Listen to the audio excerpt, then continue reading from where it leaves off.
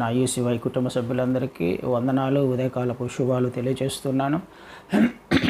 దేవాది దేవుని మహాకనికరం చొప్పున మరొక వారము ఈసీవైలో వాక్య పరిచర్య చేయడానికి నాకు ఇచ్చిన అవకాశంను బట్టి ఆయన ఎంతగానో స్తుతిస్తూ కృతజ్ఞతలు తెలియజేస్తున్నాను.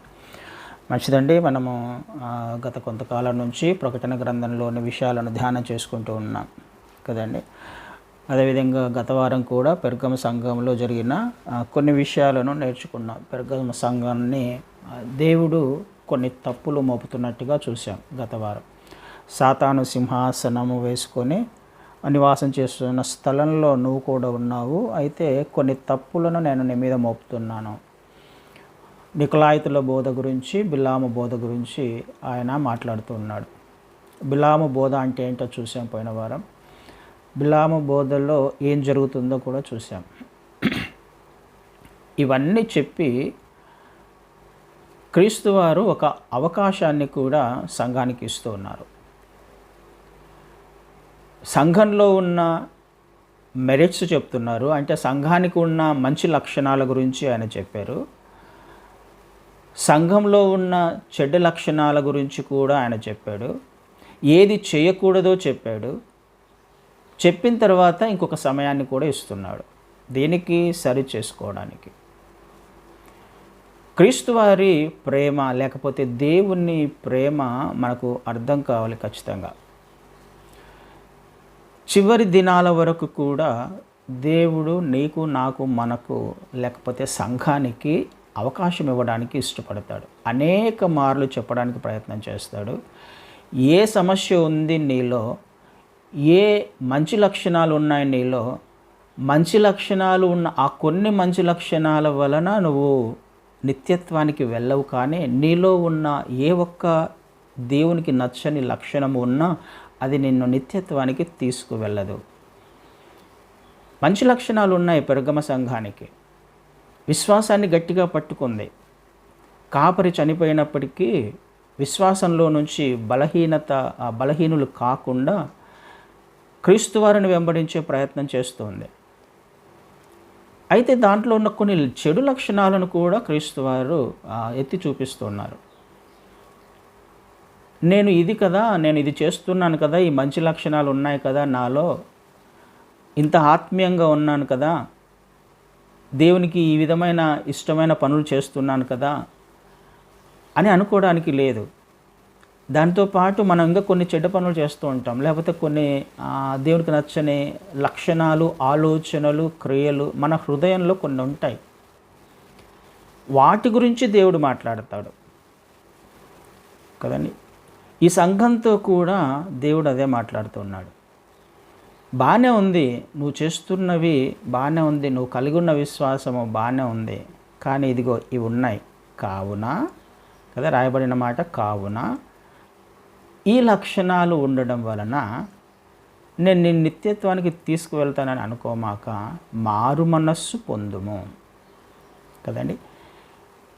నీలో, నాలో, మనలో ఉన్న ఏ దేవునికి నచ్చని లక్షణము ఉన్నా, కాబట్టి అది ఏదైనా కావచ్చు, నీకు తెలుసు, నాకు తెలుసు, ఎవరికి ఉన్న లక్షణాలు వాళ్ళకు తెలుసు. దాని గురించి క్రీస్తు వారు మాట్లాడుతూ కావున మారు మనస్సు పొందు. మారు మనస్సు అన్నది క్రైస్తవులలో కనిపించవలసిన అతి ప్రాముఖ్యమైన లక్షణం. మారు మనస్సు గురించి క్రీస్తు వారు తన పరిచర్యను మొదలుపెట్టారు.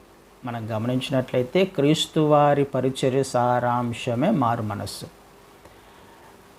ఆయన బ్యాప్టిజం తీసుకొని వచ్చిన తర్వాత 40 days అరణ్యంలోకి వెళ్ళిన తర్వాత వచ్చి ఆయన చేస్తున్న పని ఏంటి? 4:17లో, మత్తయి సువార్త 4:17లో మారు మనస్సు పొందము, పరలోక రాజ్యము సమీపించి ఉన్నది అని మొదలుపెట్టాను అన్న మాట చూస్తాం అక్కడ.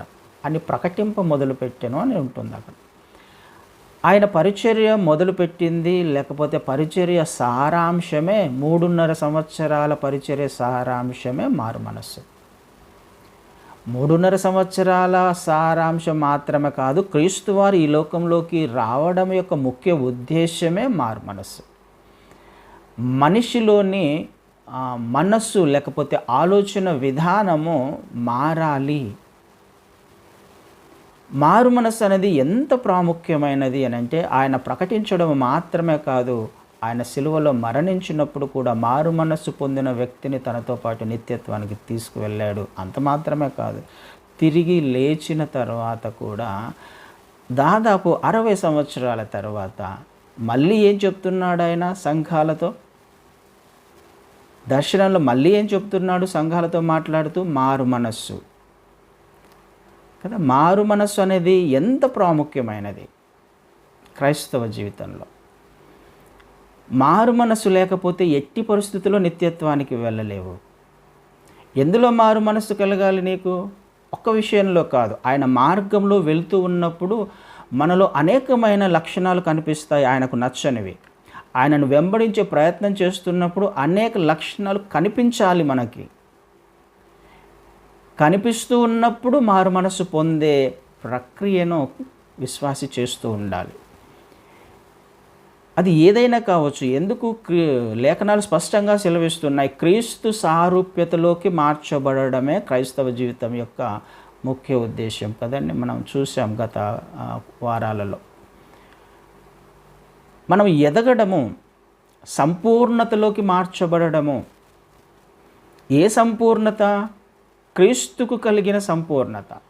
ఆ పరిపూర్ణతలోకి ఎదిగేంత వరకు మన క్రైస్తవ జీవితాన్ని జీవించుకుంటూ మనలో కనిపించిన దేవునికి నచ్చని లక్షణాలను తీసివేసుకుంటూ వెళ్ళడమే మారు మనస్సు లేకపోతే నిత్యత్వానికి వెళ్ళే మార్గము. ఇది క్రైస్తవుడు చాలా చాలా జాగ్రత్తగా గమనించాలి. అది ఏ చిన్న పని అయినా దేవునికి నచ్చనిది, అందులో మారు మనస్సు కలిగిన జీవితం జీవించాలి. ఖచ్చితంగా మారు మనస్సు. ఎప్పుడు చెప్తున్నాడు ఈ మాట? మారు మనస్సు పొందండి అని. ఆయన ఈ లోకంలో పరిచర్య చేస్తున్నప్పుడు కాదు కదండి, పరిచర్య చేస్తున్నప్పుడు కాదు. యోహాను గారికి దర్శనములో చెబుతున్న మాటలు ఇవి. తిరిగి లేచిన తర్వాత ఆయన దాదాపుగా పద్మాసులో ఉన్నప్పుడు అని అంటే ఆయన వృద్ధాప్యములో దాదాపు 99 సంవత్సరాల క్రీస్తు శకంలో చెబుతున్న మాటలు. అంటే క్రీస్తు వారు మరణించి తిరిగి లేచిన 60 సంవత్సరాల తర్వాత చెబుతున్న మాటలు కూడా అవే. మారు మనస్సు. ఈ మారు మనస్సు పొందకపోతే ఏమవుతుందో కూడా ఆయన చెప్తున్నాడు. ఎందుకు అంతగా ప్రకటిస్తున్నాడంటే, ఆయన చెప్తున్న మాట ఒకసారి గమనిద్దాం. అక్కడ మారు మనస్సు పొందుము, లేని ఎడల నీ యొద్దకు త్వరగా వచ్చి నా నోట నుండి వచ్చి ఖడ్గము చేత వీరితో యుద్ధము చేసేదను. యుద్ధము చేసేంతగా ఆయనకు కోపం వస్తుంది నేను మారు మనస్సు పొందకపోతే. నీకు నాకు వ్యతిరేకంగా ఆయన నిలవబడే ఒక సందర్భం రాబోతుందేమో మారు మనస్సు పొందకపోతే. మన తిరుగుబాటు ఏ స్థితికి తీసుకువెళ్తుంది, లేకపోతే మనము పొందని ఆ మారు మనస్సు ఏ స్థితికి తీసుకువెళ్తుంది? ఆయన మాట్లాడుతున్న మాటలేక ఇవి. లేని ఎడల మారు మనస్సు పొందకపోతే. గమనించడానికి ప్రయత్నం చేద్దాం. మారు మనస్సు ఉందా?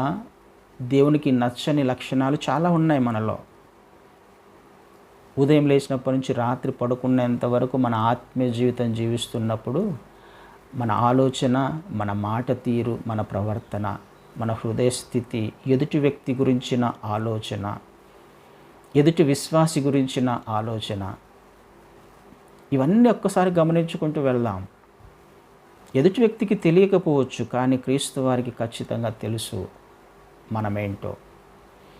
ఈ విషయంలో నువ్వు మారు మనస్సు పొందకపోతే ఆయన యుద్ధం చేస్తాను అని అంటున్నాడు. పెర్గమ సంఘంతో యుద్ధం చేస్తాను అంటున్నాడు. అంటే యాక్చువల్ సంఘంతో మాట్లాడుతున్నాడు కదా. వీరితో నేను యుద్ధం చేస్తాను. రెండు తీసుకోవాలి మనం అక్కడ. ఎవరితో యుద్ధం చేస్తానంటున్నాడు? ఎవరైతే ఈ బోధను తీసుకుని వచ్చారో అందులోకి వారితోనూ, అనుసరిస్తున్న వారితోనూ. ఒకటి, విశ్వాసంగా ఎవరైతే జీవిస్తున్నారో వారికి కూడా ఒక హెచ్చరిక. అది ఏమని హెచ్చరిక? అది నువ్వు అనుమతిస్తున్నావు. ఆ బోధలు సంఘంలో ఉండేలా నువ్వు అనుమతిస్తున్నావు. నీకు తెలుసు ఇవి బోధలు ఉన్నాయని, అబద్ధ బోధలు ఉన్నాయని నీకు తెలుసు, జారత్వం చేయమంటున్నారని నీకు తెలుసు, విగ్రహాలకు పెట్టిన అవి తినమని అంటున్నారని నీకు తెలుసు. అన్నీ చూస్తూ నువ్వేం చేస్తున్నావు? సహిస్తున్నావు, నువ్వు అనుమతించావు. మనం కూడా ఆలోచన చేద్దాం. మనకు తెలుసు మనలో ఏ లక్షణాలు ఉన్నాయో, అనుమతిస్తున్నామేమో తెలిసి కూడా కదా. మనకు తెలుసు మనకున్న లక్షణాలు ఏంటో, మన ఆలోచన ఏంటో మనకు తెలుసు. వాళ్ళతో మాట్లాడుతున్నాడు. అదేవిధంగా ఎవరైతే తీసుకొని వచ్చారో వాళ్ళతో యుద్ధం చేస్తాను అని అంటున్నాడు. సంఘాన్ని పాడు చేస్తే ఆయన పాడు చేస్తాడు వాళ్ళనే. ఆయన దేవాలయం అదే, ఆయన నివాసం చేయడానికి ఇష్టపడుతున్న స్థలం అదే, ఆయన శరీరం అదే. దానిని పాడు చేస్తే ఆయన ఊరుకోడు. నువ్వు నేను సంఘములో ఉన్నవారము, క్రీస్తు శరీరములోని భాగాలము. మనం ఆయన శరీరానికి అంటుగట్టబడి ఉన్నవాళ్ళము. సంఘాన్ని పాడు చేసే లక్షణాలు నీలో నాలో మనలో ఉన్నట్లయితే అది ఏదైనా కావచ్చు, ఏదైనా కావచ్చు. ఆయన యుద్ధం చేయడానికి కూడా ఇష్టపడుతున్నాడు. ఆయనకు నచ్చదు అది. సంఘము పాడైపోవడం ఆయనకు నచ్చదు, లేకపోతే ఆయన శరీరము బలహీనపడడం ఆయనకు నచ్చదు. ఆరోగ్యకరమైన సంఘము, క్షేమాభివృద్ధి పొందిన సంఘంగా ఉండాలి.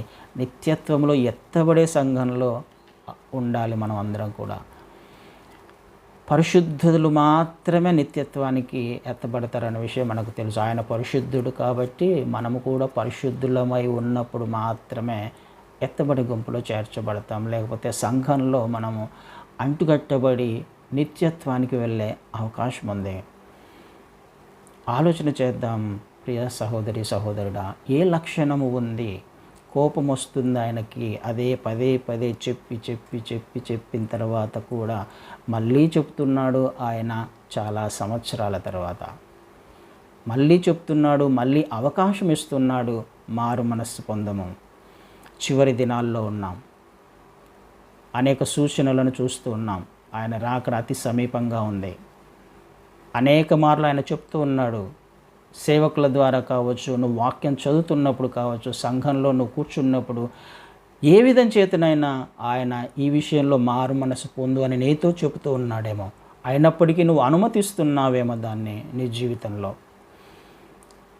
వదిలించుకోవడానికి బదులుగా, అక్కడ నుండి దూరంగా పారిపోవలసిన దానికి బదులుగా నువ్వు చూడడానికి ఇష్టపడుతున్నావేమో, అక్కడే ఉండడానికి ఇష్టపడుతున్నావేమో, ఆ పని చేయడానికి ఇష్టపడుతున్నావేమో, అవే మాటలు మాట్లాడడానికి ఇష్టపడుతున్నావేమో. తెలిసినప్పటికీ కూడా, అనేక అవకాశాలు ఇచ్చినప్పటికీ కూడా, మారు మనస్సు అనేది క్రీస్తు వారి ఎక్స్పెక్ట్ చేస్తున్నాడు. నీ నుంచి నా నుంచి అవకాశం ఇవ్వబడినప్పుడే సరి చేసుకుంటే సరి కదా. లేని ఎడల యుద్ధం చేస్తాను అంటున్నాడు. ఆయనకు ఎదురుగా మనం నిలవబడగలమా?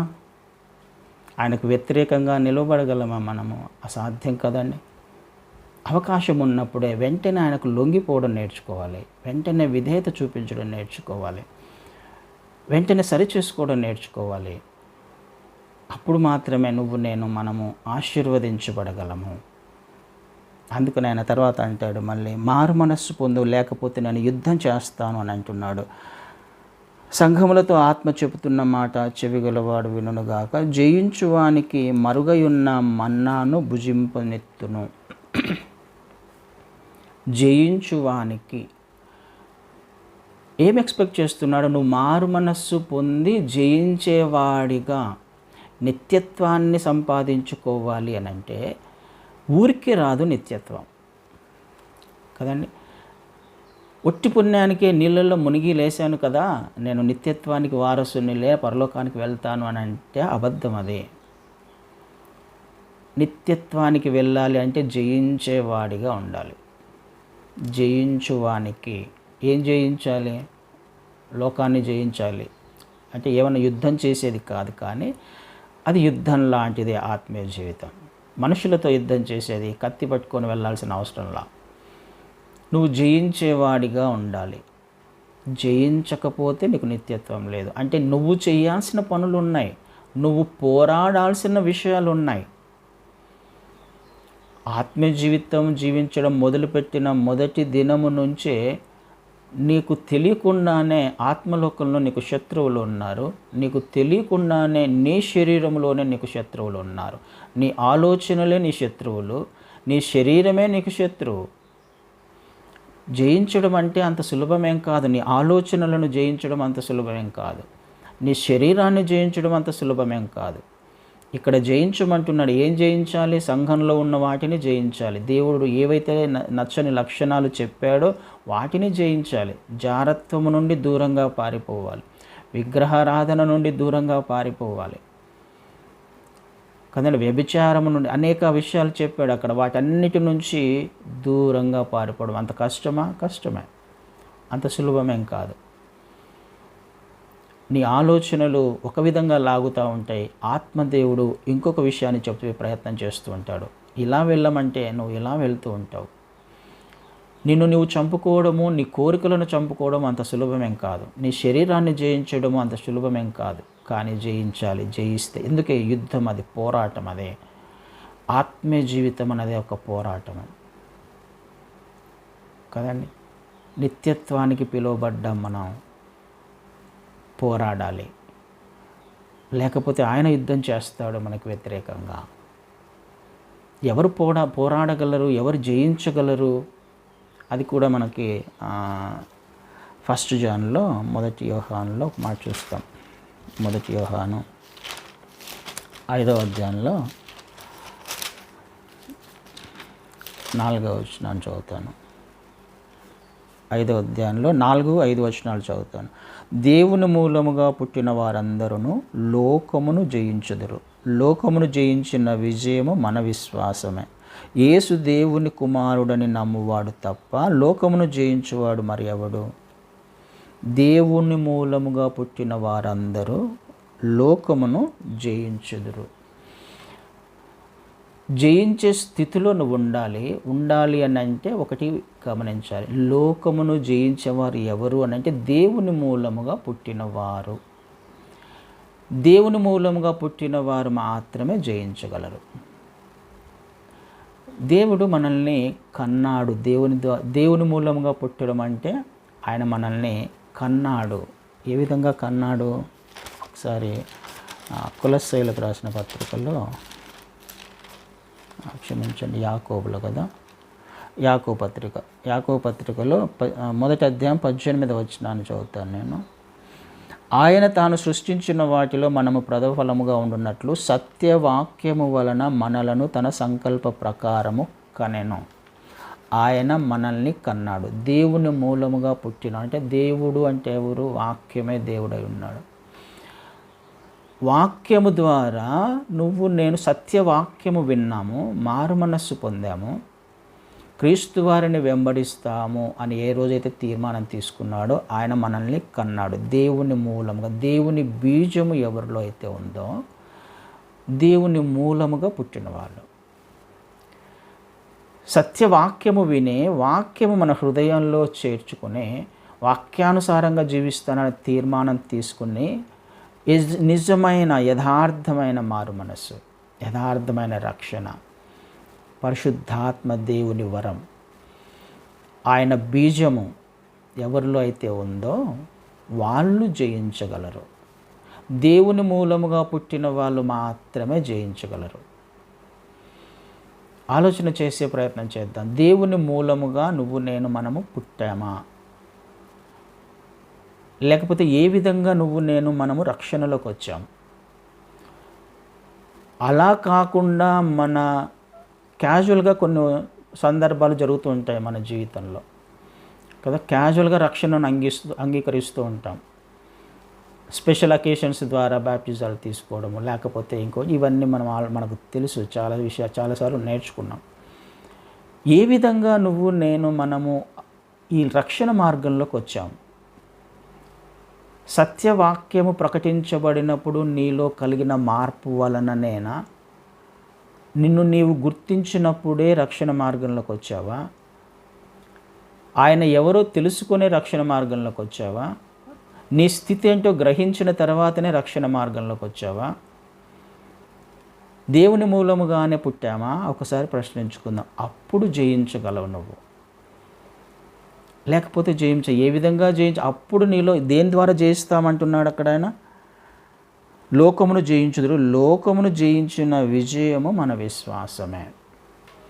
ఆ స్థితిలో ఉన్న నీ విజయము, ఆ స్థితిలో ఉన్న దేవుని మూలముగా పుట్టిన నీవు నేను మనలో ఉండేది విశ్వాసము. ఈ విశ్వాసం ద్వారా నువ్వు జయించడానికి అవకాశం ఉంటుంది. ఆయన యందు విశ్వాసం ఉంచుతున్నావు కదా, నీ వైపు నువ్వు చూసుకోవట్లా, నీ శక్తి మీద నువ్వు ఆధారపడట్లా, నీ జ్ఞానం మీద నువ్వు ఆధారపడట్లా. నిన్ను నువ్వు చంపుకొని ఆయన మీద ఆధారపడుతున్నావు కాబట్టి, నీ జ్ఞానాన్ని చంపుకొని, నీ ఆలోచనలను చంపుకొని, నిన్ను నువ్వు నిరుత్తరునిగా చేసుకొని, నిన్ను నువ్వు ఖాళీ చేసుకొని, నీ వైపు నువ్వు చూసుకోవట్లా, నీ స్థితిని నువ్వు చూసుకోవట్లా.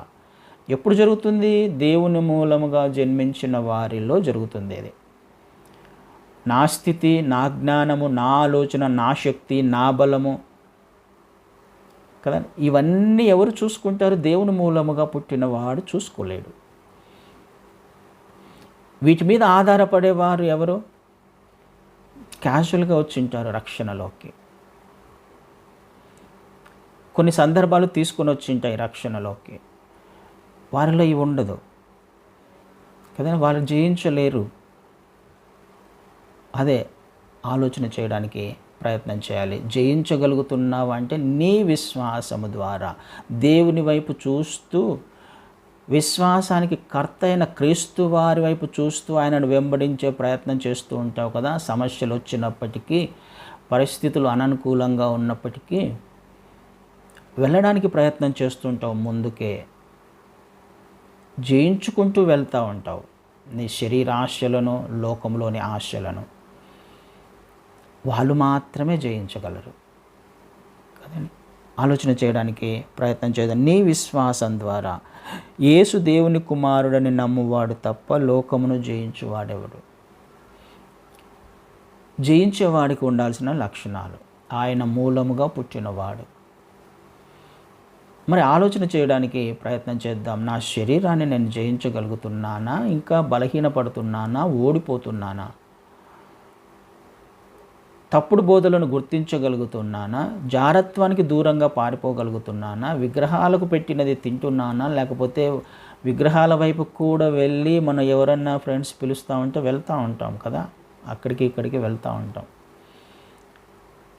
వాళ్ళు పిలుస్తున్నారు కాబట్టి వెళ్ళి అందులో నిలవబడుతూ ఉంటాం, మొక్కుతూ ఉంటాం, తలలు వంచుతూ ఉంటాం. కొన్ని సందర్భాల్లో వాళ్ళు ఏమనుకుంటారు అని, వీళ్ళు ఏమనుకుంటారు అని. చిన్న చిన్న పరిస్థితులకే మనం తల వంచుతూ ఉన్నప్పుడు, చిన్న చిన్న వాటికే మనం జయించలేక ఉన్నప్పుడు, ఆయన రాకడలో ఏ విధంగా ఎత్తబడతాం మరి కదండి. ఆలోచన చేయడానికి ప్రయత్నం చేద్దాం. ఆయన మూలముగా పుట్టాము అని అంటే విశ్వాసము ద్వారా, వెలిచూపు వలన కాదు, బయట ఉన్న పరిస్థితుల వలన కాదు. నీ చుట్టూ జరుగుతున్న పరిస్థితులు నేను ఏ విధంగా ఉన్నప్పటికీ వాటిని చూడవు కదా. కీర్తనకారుడు అంటాడు, ఎడమ పక్క నాకు 1000 మంది పడినా, కుడి పక్క 10,000 మంది కూలినా, పరిస్థితులు ఎలా ఉన్నప్పటికీ ఆయన వైపు మాత్రం చూడడానికి ప్రయత్నం చేస్తావు. ఏ సమస్య వచ్చినప్పటికీ జయించడానికి ముందుగా వెళ్తావు. నీ దేవుడు నీకు తోడుగా ఉన్నాడు. నీ సమస్య అది నిన్ను తాకడానికి కూడా వీల్లేదు ఆయన వైపు చూస్తున్నంత వరకు. అది ఏ సమస్య అయినా ఆ విశ్వాసంతో నువ్వు ముందుకు వెళ్తావు. వాళ్ళకి ఆయన అంటున్నాడు, అక్కడ 3 ఆశీర్వాదాలను చూస్తాం ప్రకటన గ్రంథంలో. జయించిన వారికి ఏమిస్తానంటున్నాడు ఆయన? మరుగయున్న మన్నాను, తెల్లరాతిని, కొత్త పేరును. ఇవి ఆశీర్వాదాలు. ఇవి వీటి గురించి మరుగై ఉన్న మన్నా అంటే మనకు తెలుసు, నిబంధన మందసంలో ఏమేమి ఉంటాయని. నిబంధన మందసము మనకి పాత నిబంధనలో వాళ్ళు ఇజ్రాయేలీలు తీసుకుని వెళ్తూ ఉంటారు కదా అక్కడికి. మన్నగల పాత్ర, అహరోను కర్ర, పలకలు ఉన్నాయి. మన్నా గల పాత్ర అది ఎక్కడ ఉంది? నిబంధన మందసంలో. అది మన్నా అంటే అర్థం ఏంటి అని అంటే, ఎవరు ఈ మన్నా? కనిపించనిదే కదా. మరుగై ఉన్న అంటే కనిపించనిదే. ఎవరికి కనిపించదు? ఆత్మీయంగా మనం పాఠాలు నేర్చుకుంటే ఎవరికి కనిపించని మన్నా అది దేవుడు నీకు అనుగ్రహిస్తానంటున్నాడు. ఈ లోకానికి కనిపించని మన్నా ఒకటి ఉంది, లోకము గుర్తించని మన్నా ఒకటి ఉంది, పరలోకము నుండి దిగి వచ్చిన మన్నా ఒకటి ఉంది. ఈ మన్నాని లోకము గ్రహించలేకపోతుంది. ప్రభువైన క్రీస్తు వారికి ఈ లోకం కనిపించట్లా, కానీ విశ్వాసులకి, విశ్వాసము ద్వారా జీవించే వారికి ప్రభువైన క్రీస్తు వారు కనిపిస్తున్నారు. కదండి, క్రీస్తు వారిని అనుగ్రహించడానికి ఆయననే ఒక చోట చెప్తాడు కదా, యోహాను సువార్తలో 6వ అధ్యాయంలో ఒక మాట చదువుదాం. అది యోహాను సువార్త 6వ అధ్యాయంలో 49వ వచనాన్ని చదువుతాను.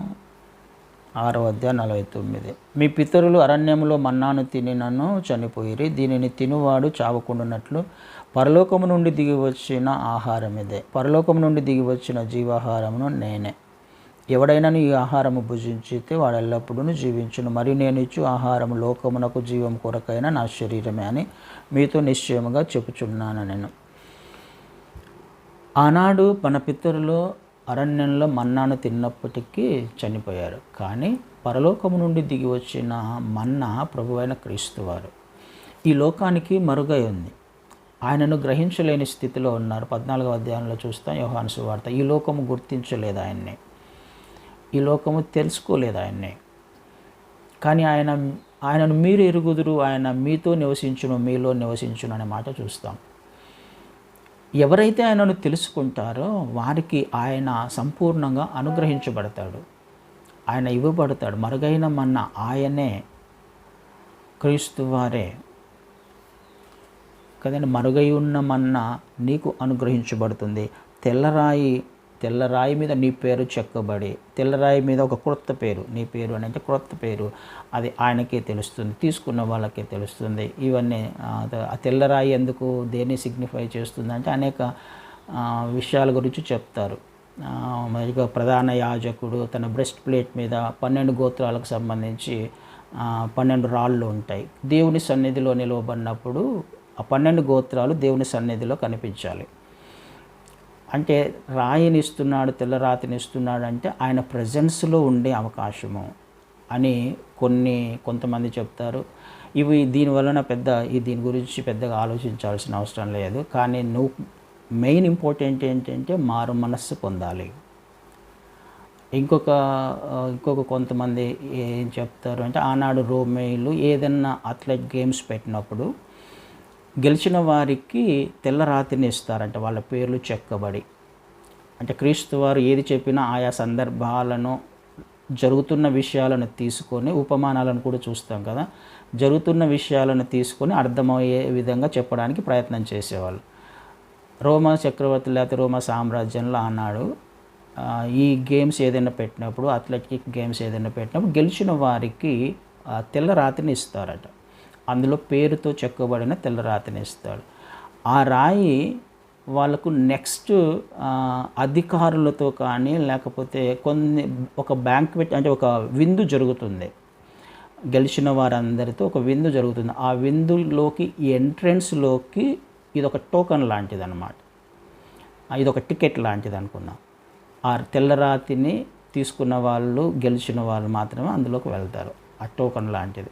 ఎగ్జాక్ట్గా పరలోక రాజ్యానికి, నిత్యత్వానికి వెళ్ళాలి అని అంటే దేవుడు తెల్లరాతిని ఇస్తాడు గెలిచిన వారికి కదా. ఎటర్నల్గా మనకు ఒక సెలబ్రేషన్ ఉంది, ఎటర్నల్గా మనకు ఒక విందు జరగబోతుంది. అందులోకి ప్రవేశించాలి అని అంటే మనకు ఒక తెల్లరాయి ఇవ్వబడాలి గెలిచిన వారికి అని. ఇవి చాలా సిద్ధాంతాలు, లేకపోతే చాలామంది కొంతమంది కొన్ని రకాలుగా చెప్తారు.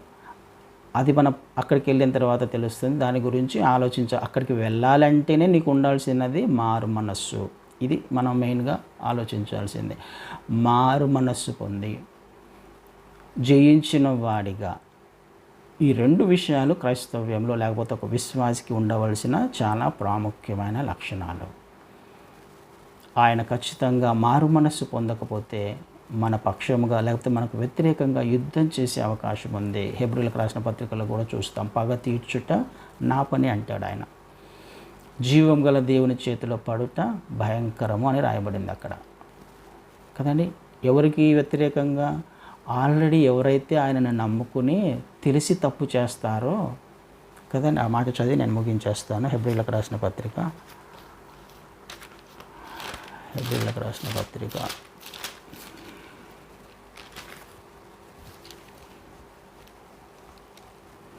10వ అధ్యాయంలో 26వ వచనం నుంచి చదువుతాను. 10వ అధ్యాయం 26 నుంచి, మనము సత్యమును గూర్చి అనుభవ జ్ఞానము పొందిన తర్వాత బుద్ధిపూర్వకముగా పాపము చేసిన ఎడల పాపమునకు బలి ఇకను. బుద్ధిపూర్వకంగా పాపం చేసిన ఎడల సంఘం ఏం చేస్తుంది? పెర్గమ సంఘం ఏం చేస్తుంది?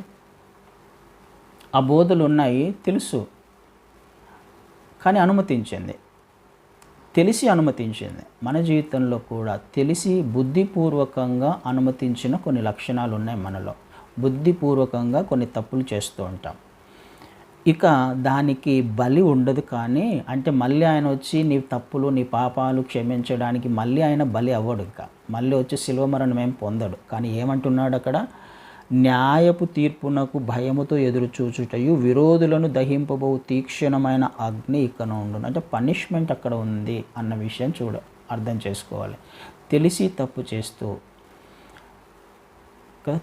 తప్పు చేస్తూ మనకు తెలుసు మనం ఏం చేస్తున్నాము అని కిందికి వచ్చినప్పుడు అలాంటి వారి గురించి అలా చేస్తున్న వారి ఎవరంట? 29వ వచనంలో, తాను ఇట్లుండగా దేవుని కుమారుని పాదములతో త్రొక్కి తాను పరిశుద్ధపరచబడుటకు సాధనమైన నిబంధన రక్తమును అపవిత్రమైనదిగా ఎంచి కృపకు మూలమగు ఆత్మను తిరస్కరించిన వాడు.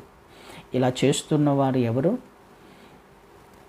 రక్తమును కాళ్ళతో తొక్కినవాడు, దేవుని రక్తాన్ని తిరస్కరించినవాడు. అంత భయంకరంగా దేవుడు పోలుస్తూ ఉన్నాడు. తెలిసి పదే పదే తప్పు చేస్తూ ఉంటే, అనుభవం వచ్చిన తర్వాత కూడా, క్రీస్తు వారి రక్షణ గురించి తెలిసిన తర్వాత కూడా తప్పు చేస్తే అనుమతిస్తూ ఉంటే, దేవునికి నచ్చని లక్షణాలను ఆ విధంగానే పెట్టుకొని ఉంటే, నీలో నాలో మనలో మారు మనస్సు పొందకుండా ఆయన చాలా తీవ్రంగా చూస్తున్నాడు దాన్ని. ఆయన యుద్ధం చేస్తాను అని అంటున్నాడంటే మనం అర్థం చేసుకోవాలి. ఎంత కోపం వస్తుంది ఆయనకు రక్షణను నిర్లక్ష్యం చేస్తే, తెలిసి తప్పు చేస్తే. కిందికి వచ్చినప్పుడు 30లో, పగ తీర్చుట నా పనే, నేనే ప్రతిఫలం ఎత్తుననియు మరియు ప్రభు తన ప్రజలకు తీర్పు తీర్చును అని చెప్పిన వానిని ఎరుగుదుము కదా. జీవం గల దేవుని చేతిలో పడుట బహుభయంకరము. ఆలోచన చేద్దామండి. రక్షణ క్యాజువల్గా తీసుకునేది కాదు. క్రీస్తు వారి మార్గాలు క్యాజువల్గా తీసుకునేది కాదు. ఏమున్నాయో మనలో ఆయనకు నచ్చనివి మనకు తెలుసు, కానీ దానిని అనుమతిస్తున్నామేమో ఒక్కసారి ఆలోచన చేద్దాం. దేవుడు అవకాశం ఇస్తున్నప్పుడు సరి చేసుకోవడానికి ప్రయత్నం చేద్దాం. నిత్య జీవంలో మనం జయించిన వారముగా ఆ బలహీనతలను ఏవైతే ఉన్నాయో వాటిని మనలో నుంచి తీసివేసుకొని ఆ బలహీనతలను జయించిన వారిగా నిత్యత్వంలోకి మనము ప్రవేశించడానికి ప్రయత్నం చేద్దాం. జయించిన వారే. ఊరికే రాదు నిత్యత్వము. ఖచ్చితంగా జయించాలి. ఖచ్చితంగా వాటిని తీసేసుకోకుండా వెళ్ళలేం. ఆలోచన చేద్దాం. దేవుడు మనకు వ్యతిరేకంగా నిలబడితే మనం నిలబడలేము కదండి. మారు మనసు పొంది నిత్యత్వంలోకి మనం కూడా ప్రవేశించడానికి దేవుని సహాయం కొరకు ఆయననే వేడుకుందామయ్యా, నేను తప్పు చేశాను క్షమించమని ప్రార్థన చేసి మారు మనసు పొందుదాం. అవకాశం ఇవ్వబడినప్పుడే నిత్యత్వంలో సంపాదించుకుందాం. ఆయనతో పాటుగా యుగములు జీవించడానికి ప్రయత్నం చేద్దాం. అట్టి కృప దేవుడు మనందరికీ అనుగ్రహించును గాక. Amen. Thank you brother. Thank you so much.